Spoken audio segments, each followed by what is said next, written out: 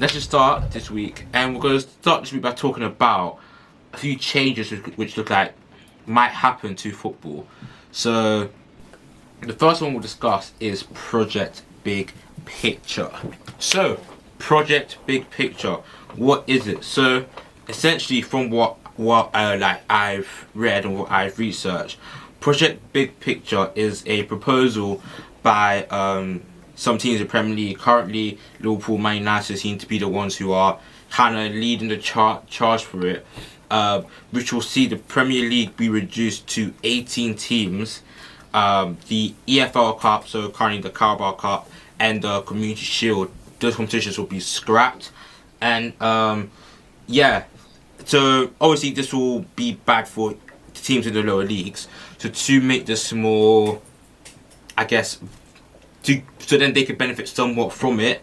The Premier League, the clubs who are below the Premier League will receive £250 million to share between them, plus 25% of all future TV revenue that the Premier League gets. Now, obviously, due to coronavirus,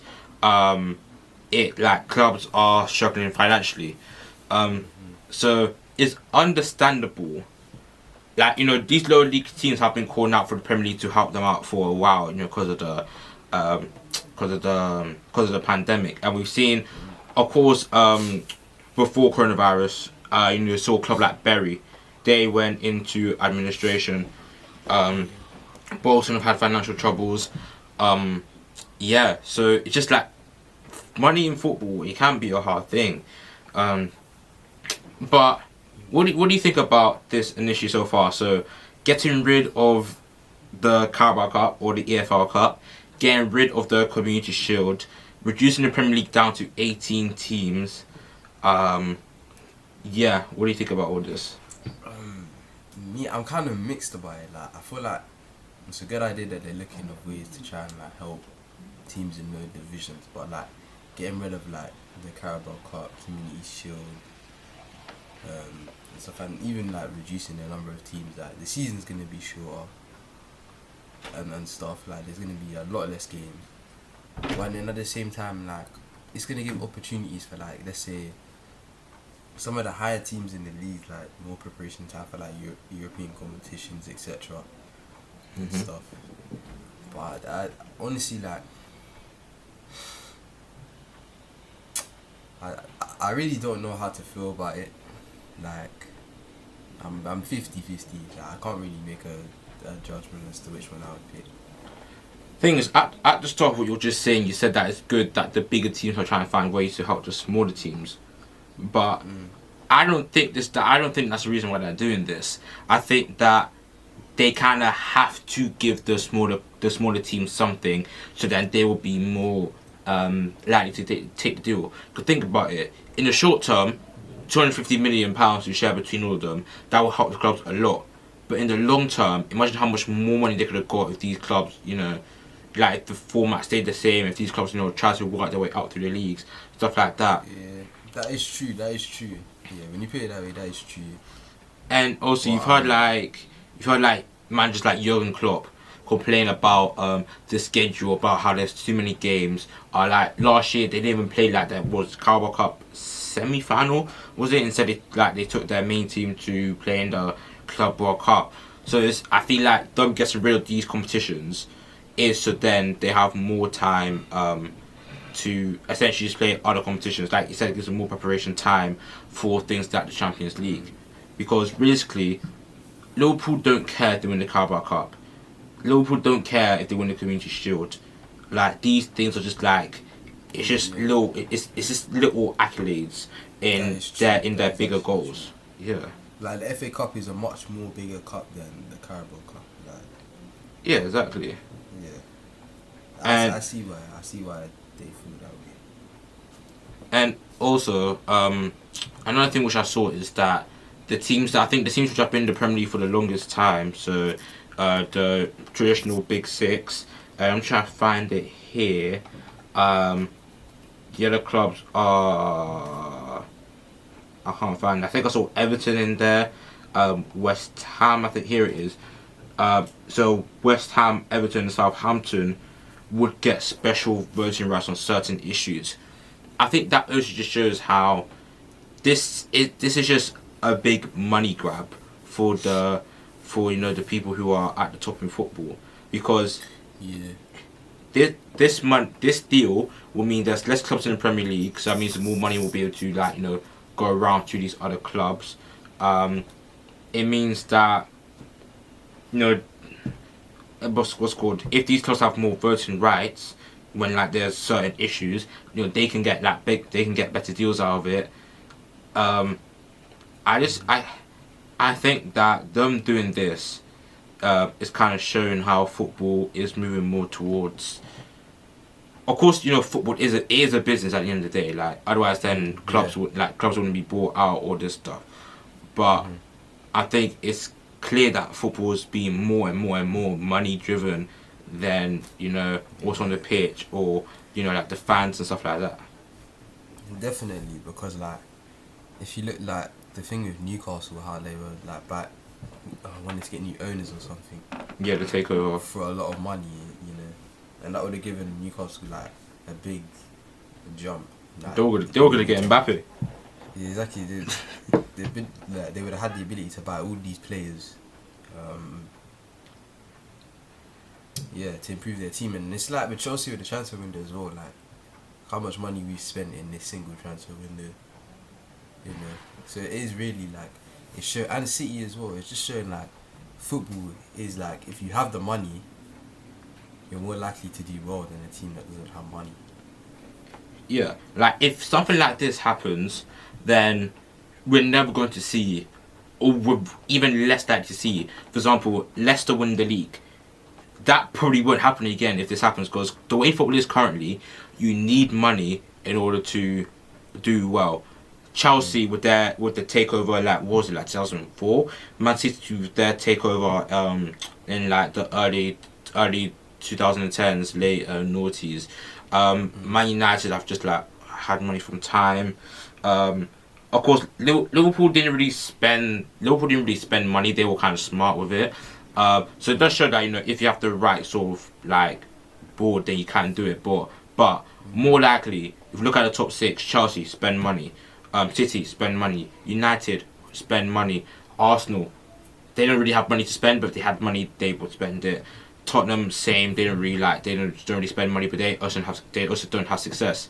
The clubs that have been predicted to have the most success this season: Liverpool, City, Chelsea. Why? We are the clubs who have spent the most money. Who are the ones who spend money? Yeah, exactly.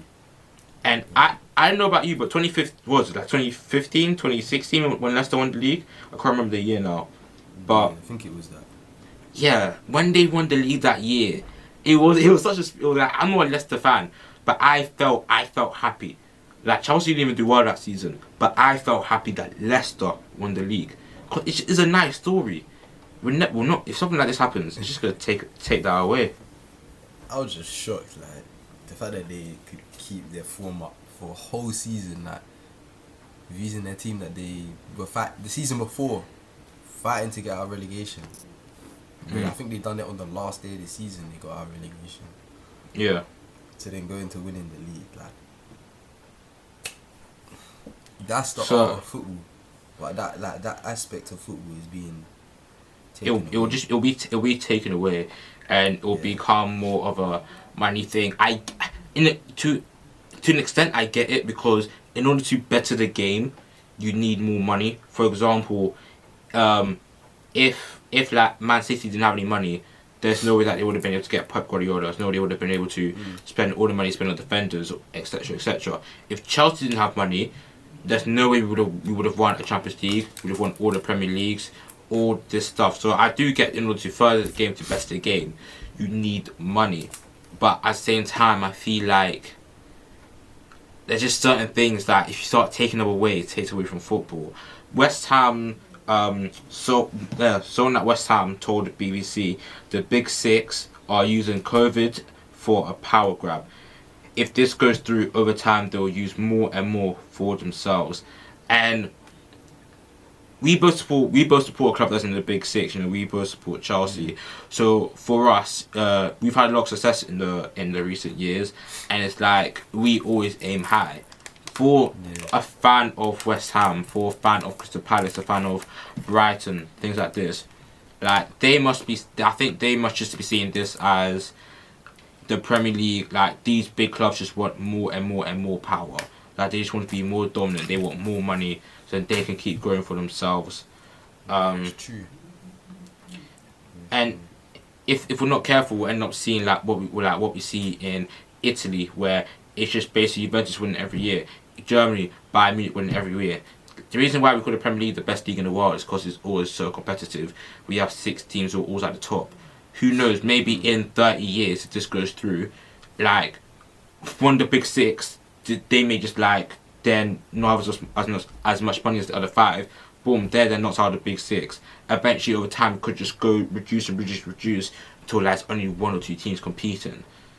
And like we saw how it wasn't boring, but kind of uneventful the last 2 seasons were. Just City and Liverpool dominating. Of course, it was great to see their great football being played, but you know it wasn't really much competition because like the years before, where it was like 3 teams who could have won it like at any stage.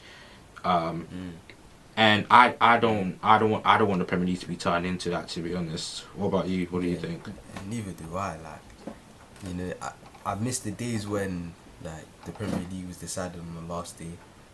Yeah, like the one where City and Liverpool where they both had to win, but like it's not like they were on the same points or anything. It was if one slips up and the other one wins, they win the league. I like it when it's like it goes on to like goal difference or something. Like when the Man United Man City, I think it was 2012.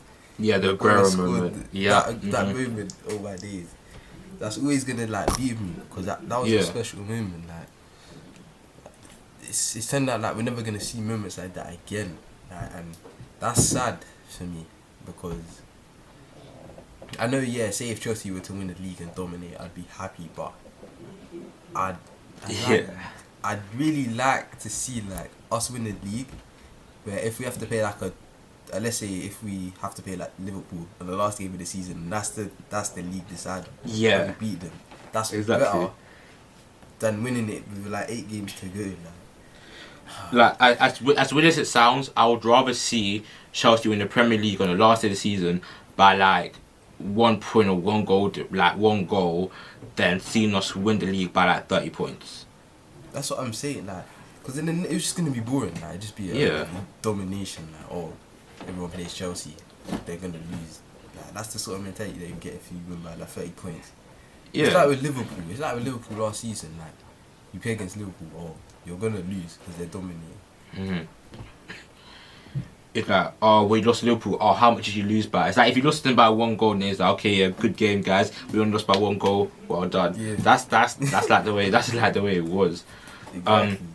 So, me personally, I'm against Project Big Picture. Like the Premier League was established like what It was 1992, I think. I was nowhere near being alive then. But I'm sure that then they would have been having similar conversations like, oh, they're just doing this for money, and the Premier League, like in my lifetime, has been a success. So of course, you know, we don't know what happened until like the change actually happens. But from like my perspective right now, if this happens, it will be bad. Yeah, I just think that, and this like life is all about changing things, and like you can't keep the same thing all the time. Like maybe it's time for a change for the Premier League, you know. So, if it happens, I'm not gonna like, you know, I'm not gonna like burn down the stadium or something, because you know that is illegal. But it's like if it happens, I'll just be disappointed and a bit upset, but I'll still watch football and all that stuff. Yeah, exactly. But if this next thing that we speak about happens, I may not be watching as much football, especially not in real life. But before we go on to the next thing, make sure that you are subscribed to this channel and the podcast channel, and you also rate us 5 stars on all podcast platforms. So next thing we're going to speak about is the proposed European Premier League. Now, this news basically kind of got like leaked, because I don't think FIFA and these clubs are going to come out of it until like the end of this month, October. But yeah, so seems like once again Manchester United and Liverpool are also kind of leading the charge for a cross-continental, yeah, that's the word, yeah, cross-continental league, tournament, whatever you want to call it. So essentially what it's going to be is the biggest clubs in Europe basically going to be playing each other in like a league style format, and then there will be a knockout stage after that. That is what is being like predicted based on like the leaked information, based on sources that have been given to journalists. Now here's the part where like it makes sense why they're doing this. The money which is being put into this by Wall Street Bank JP Morgan is $6 billion. That's 4.6 billion pounds. $6 billion. The amount of zeros they have to write to get 6 billion. It is. That's like 9. Yeah, it's 9 zeros. That is. It's insane. Now, the way it's gonna work is that I think England is gonna have. I think England will have like 5 clubs in it. I think the clubs which are reported from England who will be involved are. It may be the Big 6, or it may be, I'm guessing, the Big 6 minus Tottenham, because they are, out of the Big 6, they are just more this Big 6 club. Like they have their league's history. No offense, Tottenham fans, but it's true. You know, you haven't won a major trophy since like what, 2008. You know, it's a bit of a sticky one.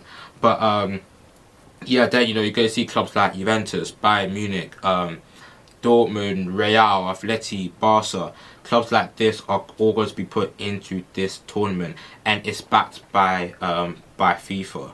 Now, it's being said that these aren't going to that impact the domestic leagues. So the Premier League will be impacted, Bundesliga, La Liga, etc., etc. These clubs won't be impacted. However, it is set to impact the Champions League, as these games will be played midweek. The issue is that the Champions League, its current format, will not change until 2024, and they want to start this league in 2022.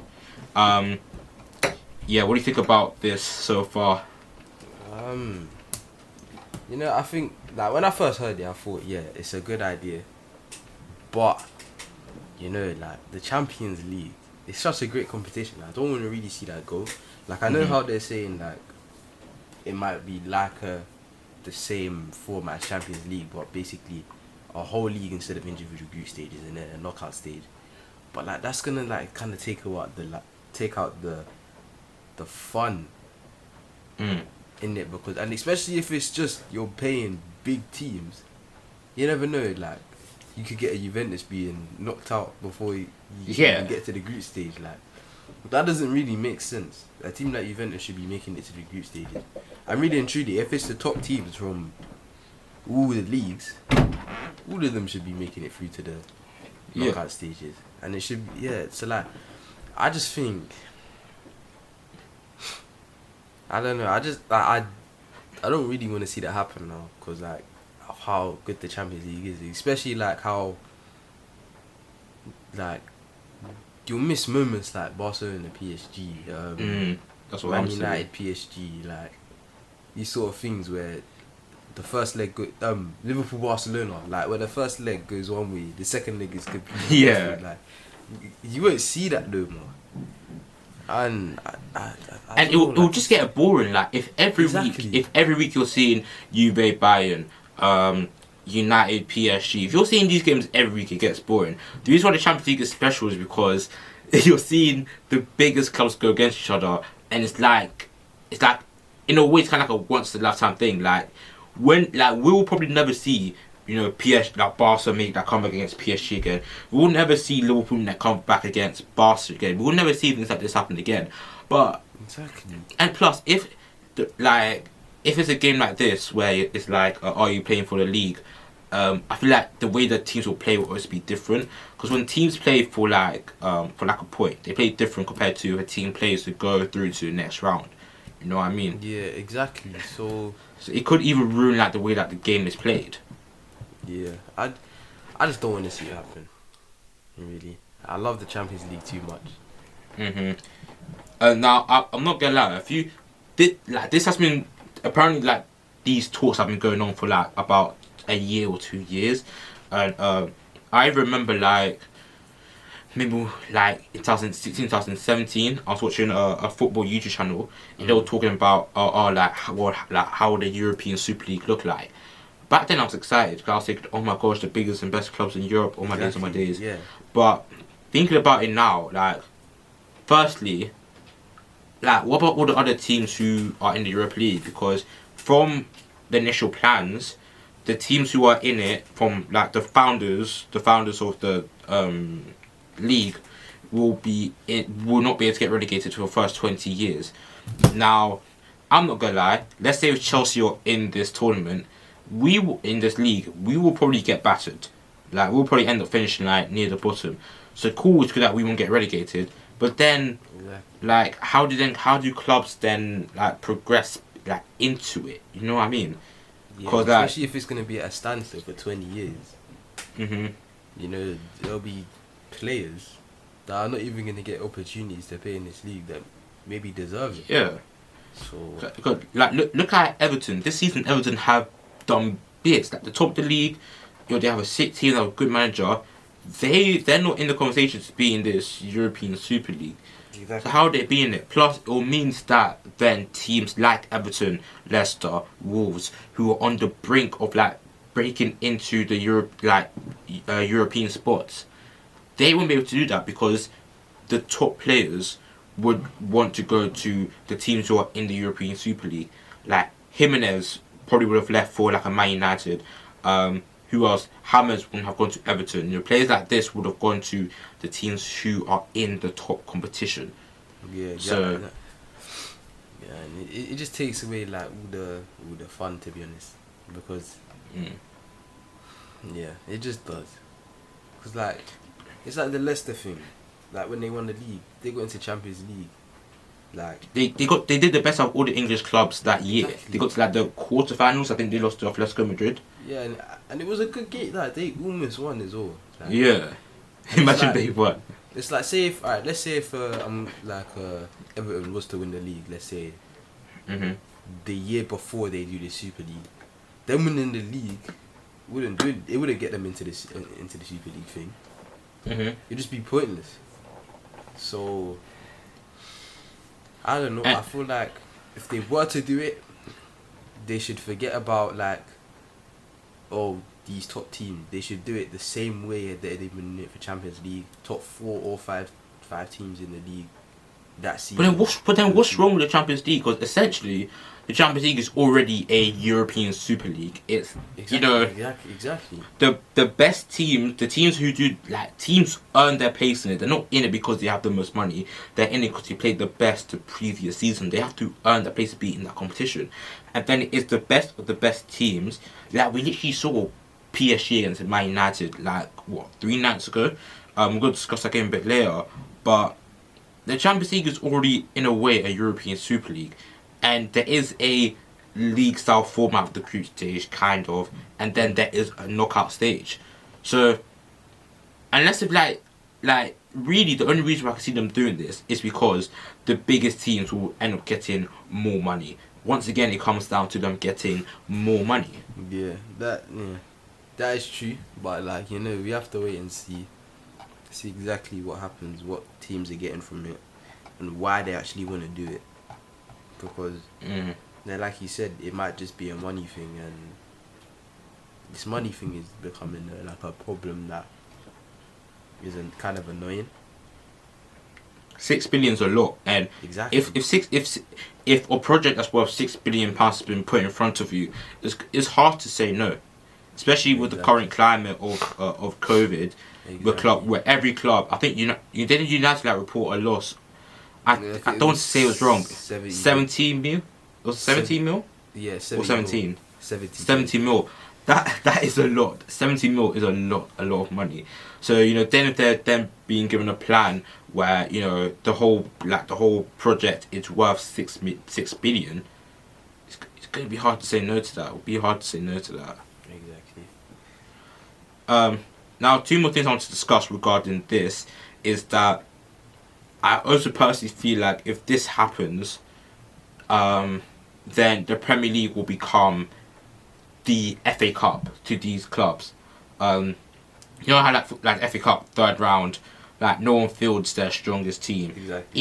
Even when Chelsea play Liverpool, none of the teams fielded their strongest teams. Yeah. If this happens, then realistically we'll be seeing the Premier League will become the B competition, because then for the top teams. And, Yeah, because they'll be earning more money from the European Premier League. Yeah, that I don't want to see that happening, because the Premier League is already fun as it is. I don't want that to be the fun out of that to be taken away as well. Yeah. Now, of course, UEFA are obviously going to be very, very, very strongly against these plans. They're saying that, they've agreed that the Champions League, the format of the Champions League, will not change until 2024. And now, FIFA coming in saying, no, we want this to happen in 2022. So I don't know what's gonna happen. The only thing I'm thinking, because if the Champions League is the same until 2024, that means how like BT Sports show the Champions League. BT Sports then have TV rights for Champions League until 2024. I think that's the way that it would work. So what then? I'm guessing then Sky would then get the Super League. Whoever pays the most money. But then again, it's come down to the money thing. Who pays more money? But then where does it stop? Because realistically, this may not be true, but if you play a game let's compare playing a game in Stamford Bridge compared to playing a game in Dubai. Clubs will probably get more money from playing the game in Dubai than Stamford Bridge. You know what I mean? So then what? So I wouldn't be surprised if in 50, 60 years clubs aren't playing games in their own stadiums, and for example, Liverpool's called Liverpool because they play in Liverpool. I wouldn't be surprised if Liverpool are just called Liverpool because it's just the club name, not because it's where they're actually from. You know what I mean? Because if clubs are going down the route of we want more money, then games will soon be played in Qatar, in New York, in places like this where you can just get more money. That's just the way that I think it will just end up going. It could lead to let's say a team like Chelsea, building a completely new stadium, like how Tottenham, so that they can increase the capacity, of the stadium, so that they can make more money. So, yeah. Gary Neville said that the idea of a European Premier League is another wound for football, and he's criticised the timing of it during the pandemic. Do you think that these clubs kind of need to, be criticised that, they're doing all this during a time of crisis? Clubs I think it is that they need to focus on the main issues that in these times, and put these plans on hold, and get everything sorted out first, make sure everything's stable and stuff, and then they can pursue with these plans. Really and truly, creating a Super League right now is not the main priority in my eyes. So I feel like they should be getting their priorities straight, Because realistically, the Premier League would have enough money to support at least majority of the EFL. Exactly. And I don't know if they're going to do it.